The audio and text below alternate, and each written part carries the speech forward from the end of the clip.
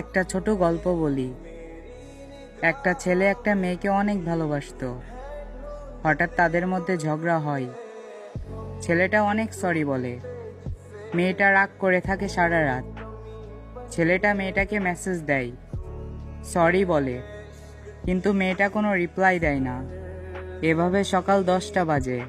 মেয়েটা ঘুম থেকে ওঠে, ছেলেটার মেসেজ দেখে। মেয়েটা সাথে সাথে কল দেয় এবং এসএমএস দেয়, বলে আমি ঘুমিয়েছিলাম, সরি। কিন্তু মেয়েটা জানতো না ছেলেটার নিথর দেহ ফ্যানের সাথে ঝুলছে। তো সবাইকে একটা কথাই বলি, সময় থাকতে তোমাদের ভালোবাসার মানুষটাকে কদর দিও, তার মূল্য বুঝো, তাকে ভালোবেসো।